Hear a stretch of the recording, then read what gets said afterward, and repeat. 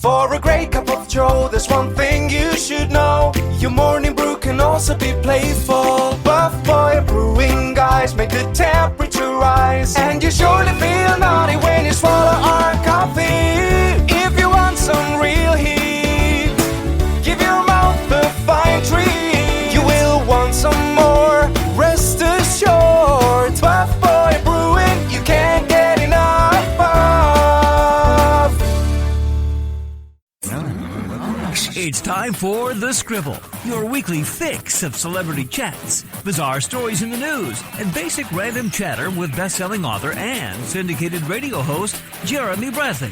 Make sure your seat is in the upright and locked position and your barf bag is securely in place. Here's Jeremy Bradley.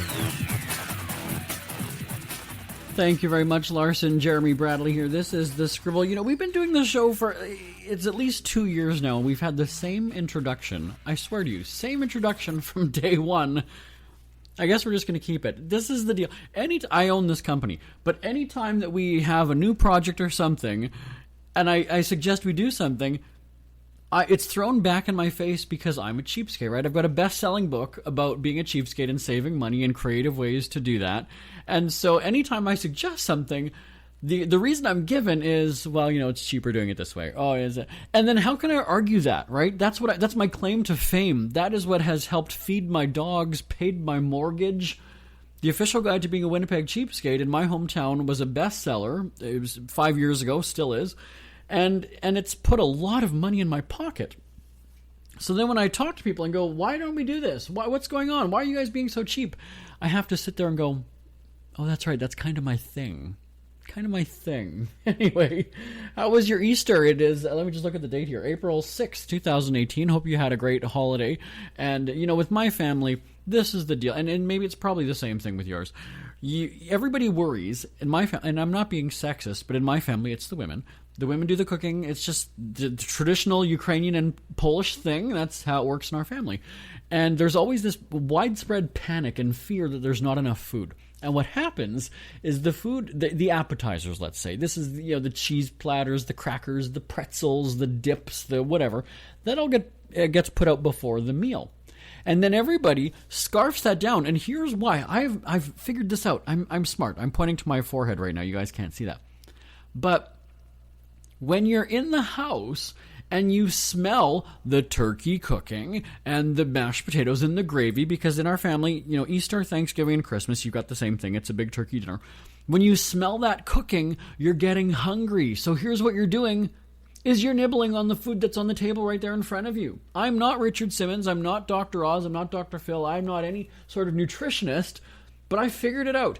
It took me all these years of going to my family get-togethers to figure out why we are stuffed before we have the actual meal. And this is why, ladies and gentlemen, we stuff ourselves with the snack food, you know, the treats to tide you over until the actual meal. And then when the meal comes, you then fill your plate again because you just have to, you know, that's what you do. And then you're regretting it, right? Because you're full and you can't have any more. And that's exactly what happened with my family at Easter. Is this the same in your household, in your family? I want to hear from you. Send me an email, live@jbonair.com, live@jbonair.com. We got to take a break already. All right, again, lots on my mind this week. I'll get into it right after this here on The Scribble. Who are the Kardashians feuding with now? What did that little thug Justin Bieber do this time? Who's getting hitched? And who's headed for Splitsville? Hear the latest celebrity news and gossip every day on Entertainment Wrap-Up. The good, the bad, the ugly, but mostly the ridiculously hilarious. It's all recapped in this daily segment at entertainmentwrapup.com. Have a laugh at the expense of the rich and famous when they take themselves way too seriously. It's 3 minutes of time-wasting fun at entertainmentwrapup.com. Check out Entertainment Wrap-Up at entertainmentwrapup.com. Brought to you by Speak Free Books. Jeremy Bradley here on The Scribble. So if you travel internationally, and depending on where you're going, it could be a tough situation at security, right? But I think that since 9/11 has happened, everybody kind of knows what you can and can't do at an airport. You can't use the excuse, well, I don't travel very often. You know what? That's bull. Because you know people who travel, or you've seen stories on the news, or whatever it is, You know that you can't take liquids. You know that you can't take this, or you know you can't take knives. You know you just know you can't, right? You know you can't. And so there's two situations here. There's what you're taking on the plane, and then there's also the whole customs thing, right? What you're getting across the border. So two different things. I know that you can only take, 100 milliliters or, liquids. And again, it depends on which, if you're going from Canada to the US, Canada, whatever it is. But on a plane, anyway, right, your liquids need to be in one of those little travel containers. And I know that. But they've sort of loosened up a little bit on things. Case in point, a tube of toothpaste. I know that you're not supposed to take the big thing of toothpaste, but mine wasn't full, but I also didn't have it measured into a container like they want you to do. So when I was going from Canada to the United States, it was fine. It got through security, it got on the plane, it was good. And then when you think about when I was away for the 4 days in the United States, and I had used the toothpaste, obviously, so it wasn't as full coming back into Canada. It wasn't as full. I've used it. Now, it wasn't that I'd used half of it. There was still just not as much in the tube. So U.S. security, they threw it out, because, again, my tube of toothpaste is going to bring down the plane. And I didn't make a big deal about it. I'm like, whatever, toothpaste is $1, so fine, throw it out. And I didn't get in trouble for it either. She's just like, your toothpaste is too big. I've got to take it. I'm like, fine, whatever, don't care. So there's that. And then going through customs, though, it's really bizarre. And I think it's all, I travel quite a bit back and forth. They know that I travel for work, so I fill out on the card that I'm going to whatever country for business, or I'm going wherever for business. And I get through no problem. I don't know what they're looking at in the computer, but they'll take my passport, they type in my information. Perhaps it shows the last places I've gone. And in the past, now years ago, when we first started doing travel shows, I did produce, I always have the paperwork with me that, the tourism board, this is my contact there in the event that I do need it, right? Because they sometimes might ask you. And I've got nothing to hide. I'm legitimately traveling for work. But now it's very simple. And so when I was going to the United States, they had just said that day it was going to take longer to get across the border. And actually, I have to say that it was actually the quickest that I'd ever gone through the border was that day at the airport. And so, now again, my case is not, maybe it isn't typical. Maybe people, as we hear of different race or culture, ethnicity, whatever word you want to use, maybe they do get a stopped and a bit of a more thorough search. But I know that I'm traveling with electronics sometimes, quite a bit of electronics, because we're taping a radio show and I've got some and other people might have some, and we just have a lot. But the thing is that when you're going through security, that's one thing. When you're going through customs, that's something else. So security is the one that will see all of your electronics, and then when you get through customs after, that's where you say that you're traveling for work. And so going into the States the last time, it was very fast. It was just like, what's the nature of the business? Do you have more than $10,000 on you? Nope. Okay, go ahead. I should say, well, of course I do. Look at me. Do you know who I am? But it's just easier to not. And then on the way back into Canada, again, they're very polite and friendly. What was the nature of your trip? I'm like, business. Oh, you just bought $20 worth of stuff? I'm like, yeah, just little trinkets, a magnet and whatever. All right, welcome home. Like, they welcome you home. So I've never been roughed up at the border, never had an issue. So my dad's afraid to fly. My parents won't go anywhere on an airplane, but they will cross the border in a car. They'll go back and forth to like a casino or whatever it is. We live in Winnipeg, so close to the United States border. So my parents will drive across and go to a casino in North Dakota, or Minnesota, or Minneapolis somewhere. So they don't fill out the card, right? Because sometimes when you're just driving across there. My mom was freaked out because they had sent one of the dogs to circle they've got a van, to circle the van. And she was like, yeah, they did that one time. And I was like, but again, if you've got nothing to hide, who cares? Like, I know that I've got nothing in my suitcase that's bad. So I had too many batteries in my backpack one time. And so they decided to open it up and what's in this pouch? I'm like, do whatever you want. Like, that's fine. Like, I go for it. If you just be careful. There's electronics in there. So if you break the $1,300 microphone that I have, you're paying for it. But so my mom was kind of threatened and felt intimidated. And I was like, but you guys aren't doing drugs. You're not smuggling anything across. So they actually were one time. So the deal is, there's certain foods and things that you can't bring across, right? You can't bring flowers like plants. You can't bring meat, right? Unless, certain kinds of meat, certain things, certain types of meat, certain types of things you cannot bring across. Anything that grows, right? Like there's lots of restrictions, and cheeses and different, depending on how it's been packaged or processed, and so she actually had things that you technically can't bring across. Now, her argument is, he didn't ask me if I've got such and such, but I also didn't declare it. So does that make it right or wrong? That's up for debate. Again, if she's not filling out a card that's asking you specifically, are you bringing nuts, fruit, berries, plants, roots, shoots, whatever it is, okay, she's not filling out a form, he's not asking her about that. She had receipts for things, she said, so did the receipt say such and such kind of cheese or whatever it is? I don't know. And how closely did they look at it? So she said that they've done this a few times where she did, I don't remember exactly what the product was, but it was something that is not allowed to come back across the border. And I was like, oh my God, my parents are smuggling, let's say it was cheese. My parents are smuggling cheese into Canada. You guys can, I don't know that they'd go to jail, but you can be fined. You'd get it taken away from you, and you might, well, if you plead ignorance, they'll let you go sometimes on a first warning, but, $200, $400 fine for cheese. And you won't even get to keep it after. They're going to take it from you. So there's that, that ignorance, I guess, of doing it. But certainly, I understand the need to have border security. Don't get me wrong. I get it.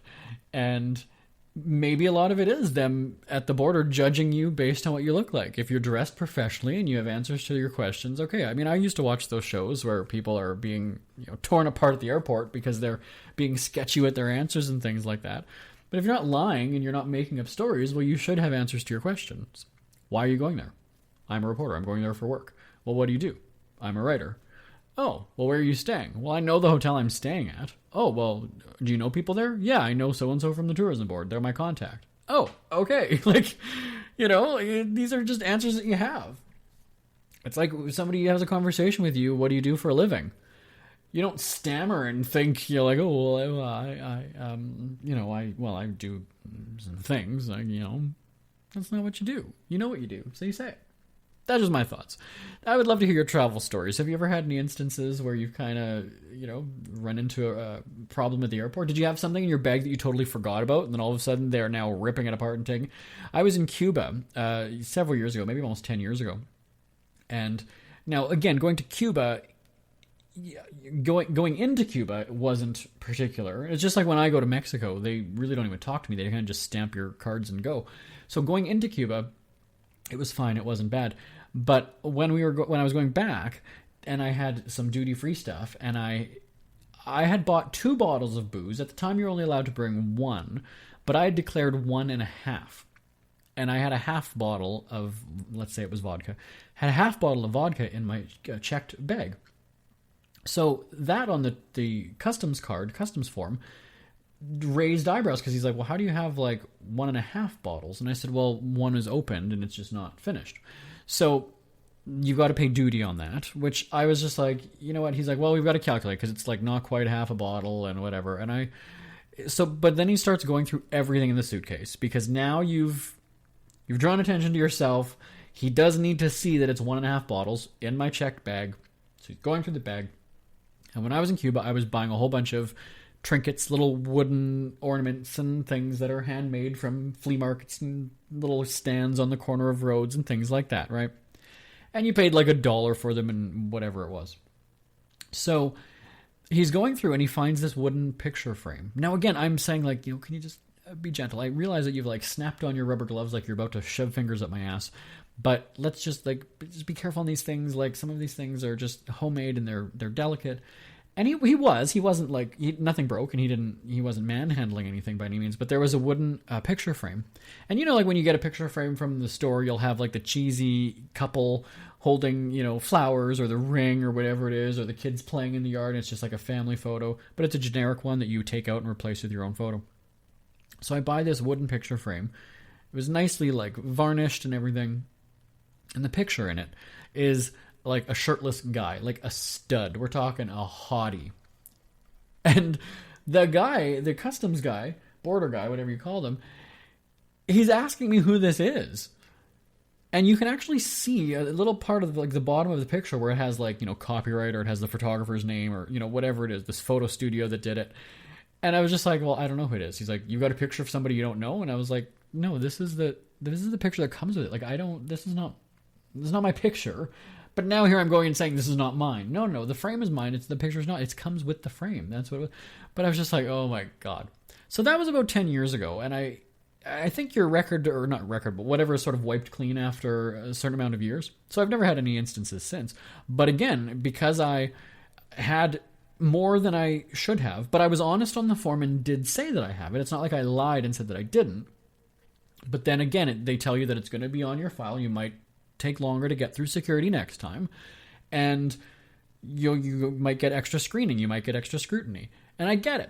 But again, I was honest about it. I declared it, and even then, I was like saying to the guy, I'm like, just dump it, dump the vodka. I don't need it.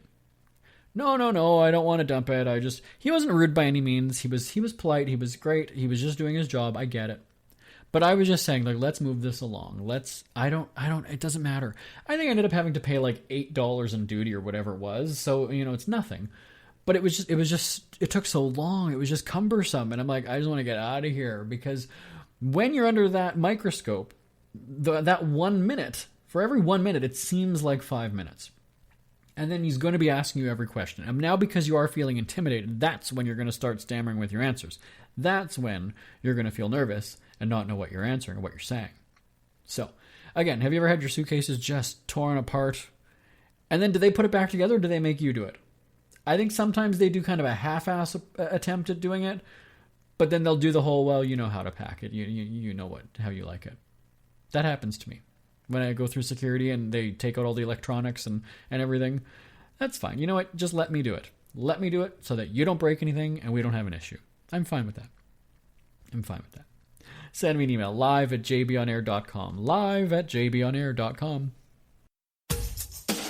Ever had something to get off your chest but never had the balls to say it? That's a load of crap. Speak Free with JB.com is exactly what you've been waiting for. Your chance to tell it like it is and not care what anybody else thinks. Have your say on issues of the day. Join newspaper and radio columnist Jeremy Bradley as he tells it like it is. Hundreds of thousands of people have stopped by, including some well-known celebrities who have had a chat with JB and speak candidly about what's really going on in the world. You can join them too. Have a rant or a rave. Be brave and head on over to www.speakfreewithjb.com now. It's never too early to start thinking about your next holiday. Have you checked out Mexico recently?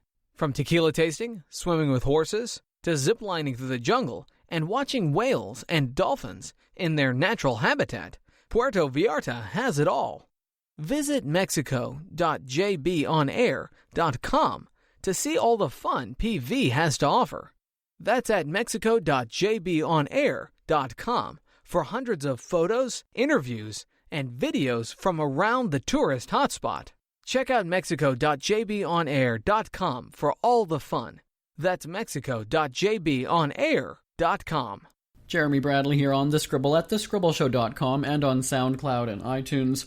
So I'm not a very big shopper. I don't have patience for malls, well, especially malls.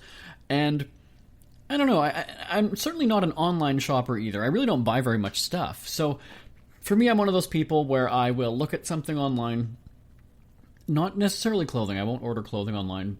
Shoes, I have a horrible time. Like, I know the size of my feet, but I have wide feet. And so shoes, it's frustrating to me to order online, which I have done. And if the store doesn't have free returns, like for shipping them back, I'm probably not going to order from you, because I'm not ordering something and then paying $10 to send it back to you. I realize that it's the company doing you a favor by paying for return shipping, because they're eating that cost at that point. But, anyway.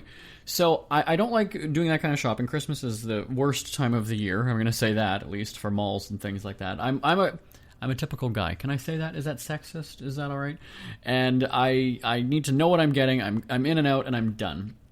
And so I'm not a big shopper. Now, when I do like shopping is if it's for groceries. Now, I'm not a big foodie. It's not that I'm big into food and I'm cooking all the time and I'm getting... I don't know. I just enjoy grocery shopping. So, and I go up and down every aisle. So I might start out in the produce section. And then if there's something on sale, celery or I don't even know, then I'm kind of getting ideas as to what I can make with it, right? So if there's... Let's say there's romaine lettuce is on sale. Okay, well, I'm going to make Caesar salad. So now I've got to go to that section where the dressing is and get that. And then I'm going to go and get bacon so I can make it a really good Caesar salad. And then I might go and find chicken and get chicken for a chicken bacon Caesar salad. And then I want garlic. So I'm kind of like zigzagging all over the store as I'm getting ideas. That's sort of what happens and why it takes me. I swear to you, it is actually like 2 hours in the store.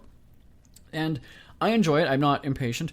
If somebody is with me, then they're very impatient, I can tell you that. But I don't know. Grocery shopping is okay. It gets a pass from me. So the other day, my mom called me. And she asked me if I, what was she asking me about? I don't know, we were just having conversation, and I said that I was going to go and I was going to get a couple of things from the store. And she said, I was going to go shopping to the same mall and same thing as well. Let's go together. My parents live like not even a 5-minute drive from me. And so I was like, okay, fine, I guess so. Sure, why not? And again, if you haven't been shopping with your mother, like I haven't in a good...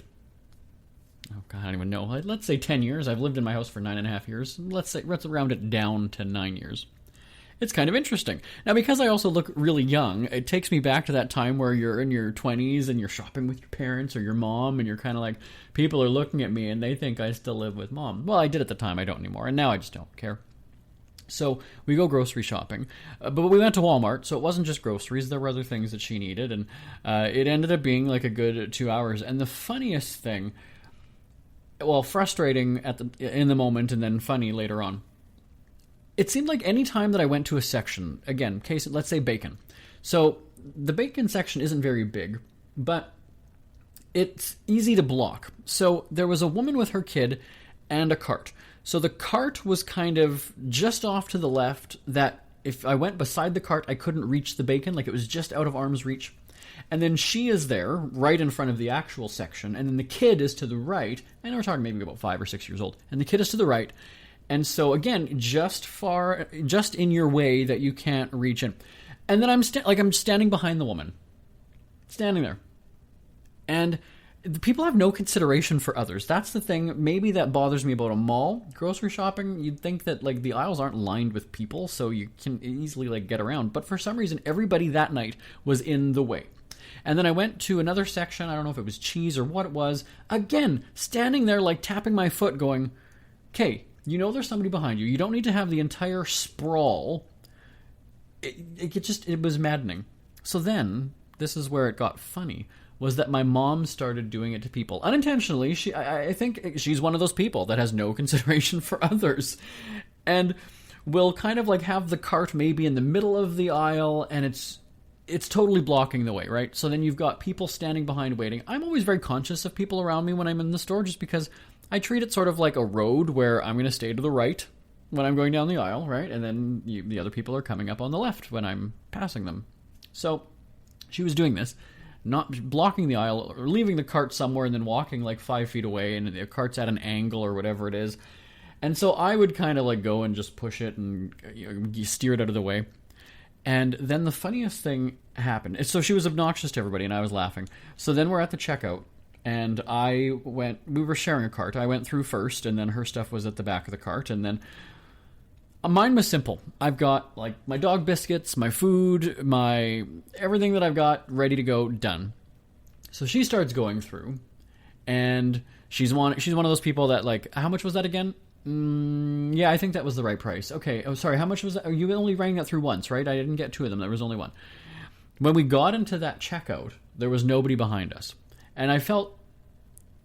I wanted to say something to this couple that was behind us. And they had maybe about 2 or 3 things. Small little things. They would have been in and out really quickly. So... my mom is holding up the line. And you can tell that they're just kind of chatting with each other to sort of keep themselves busy. And then there's more and more people. Now there's like 4 carts behind us. And this couple. And then my mom is like, how much is it? Well, I'll do my debit card. Actually, no, what? I've got cash. I can do cash. Oh, hold on. I've got the exact change as well. So then she goes, I was just like, oh my God. And then she's taking a while to put the stuff. She had to rebag it. She's one of those people that she doesn't like the way they bag it. But she's not completely out of the way yet. So the people are now being scanned through, and then the cashier has put their bag at the end of that little bag console or counter thing, whatever you call it. But my mom is still in the way. So they're practically already like paid up and everything, and my mom is still blocking the road. So I said, okay, let's get out of here. Like, you can organize this stuff in the car or whatever you want to do, but you're really annoying. You're being that person right now. So then we get out of that aisle, that checkout, and then we're sort of by the doors. And sure enough, here comes the couple. They have already checked out. They're done. They're ready to go. And now, again, my mom is standing there. So just when they thought they got rid of this bitch, here she is holding up the doors now just to exit. It was the funniest thing. So I said, you know what, you better watch, because when we get outside, they're probably going to be the car behind us leaving the parking lot, and they're going to like, oh my God, it's that woman again. We can't get away from her. And there was an episode of Mr. Bean where he dealt with that, right? There was this old woman who was slowly going down the stairs, and he was trying to like get past her. And I said, watch what's actually going to happen is they are going to be the car in front of us as we're leaving the driveway or of the exit of the parking lot, and they're going to drive slow ass all the way because they want to give payback to my mom for what she did. Now again, I'm just putting thoughts into their head. I'm not sure if they were impatient. I don't know what they were thinking. They were talking to each other as they were going, so I don't know that they were really noticing how long it was taking, but kudos to those people. Thanks so much for being patient, but I would have just been maddened. I would have just been out of my head. Now, I can be an annoying shopping if I'm in a mood, all right? Case in point here. There was one morning I was at a store, and I by the way, this story is in my book called Multiple Sarcasm. Check it out at multiplesarcasm.com and on Amazon and iTunes, but I wanted to be a dick, and so I was. There were two people at registers, at checkouts at this store, and one of them was ringing through a lot of stuff for a person. So that one wasn't going to be the next checkout to take us. So we knew it was going to be this other woman. But the customer at the counter was standing there and talking to the cashier. Well, the guy behind me, I was now at the front of the line, I'm next to go. The guy behind me is mumbling to himself and like swearing, like, come on, let's effing go already. Like, oh my God. And it was in the morning, so he probably had to get to work or whatever it was. And I can hear him. And I don't know if he's talking to himself so that I hear him or if he just actually talks to himself, but it was quite funny. And so when I knew that he was pissed off and impatient, I thought, well, I'm going to take my sweet ass time when I get up to the counter, and I'm going to chit chat, and I'm going to be like, I'm going to put it on my debit. No, I'm going to do this. Oh, you know what? Yeah, no, that's fine. Let's keep going. And just because I knew he was fuming already. And I wanted to be a jerk, and I was. But it was just hilarious to hear him behind me. So what happened was, I turned around once I was already at the counter to look to see exactly what he had in his hand, because it's awkward if you're standing less than a foot in front of somebody and then you turn around and you kind of look at them. It's too close for comfort. And so I was like, I've got my distance now. I'm going to look. He was buying beef jerky in the morning. So like it's 8 o'clock, not even 8 o'clock, not even 8 o'clock in the morning, he had his beef jerky that he just needed. Now again, probably he had to get to his office or whatever he was doing. I don't know. But certainly he wasn't expecting to be away that long. He just wanted to go get his jerk on, and was that right? I'm going to say that. He wanted to get his jerky and so on. So I don't know how the rest of his day was. He was probably pissed and upset for the rest of the day. So I know it's karma. It's going to come back to me. I'm going to get injured somewhere. Somebody's going to smack me around. But hey, you know what? What's wrong with a little bit of a discipline? And anyway. I'd love to hear your thoughts on this. Send an email to live@jbonair.com. Isn't it crazy that you wait for payday, but before you know it, you're strapped for cash again? It's time to stop blowing your money and become a smart spender with the book, The Official Guide to Being an American Cheapskate at cheapskatebook.com. Learn simple ways to cut costs at home every day and during special times of the year. Don't go broke at Christmas. Don't remortgage the house for a fancy vacation. The book is filled with tips to save you money throughout the year. Check out the best-selling book, The Official Guide to Being an American Cheapskate at cheapskatebook.com or on Amazon and iTunes. We hear you chirping. Get scribbling. Tweet up the Scribble at The Scribble Show. Join the discussion with Jeremy Bradley. It's all going down right now on Twitter at The Scribble Show and at thescribbleshow.com. Thank you very much, Larson. Yes, we are on the Twitter.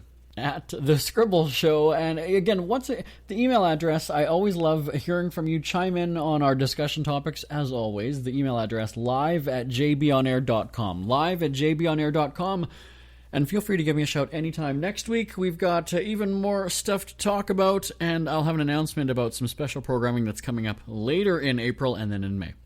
All right? My name is Jeremy Bradley. This is The Scribble. Again, tune in at thescribbleshow.com, and you can subscribe on iTunes and SoundCloud. Bye-bye, everybody. Want more Scribble? Check out thescribbleshow.com for past shows, celebrity interviews, cheapskate tips, and more. That's at thescribbleshow.com and on Twitter at The Scribble Show. The Scribble is a speak-free media presentation. If you want some real heat,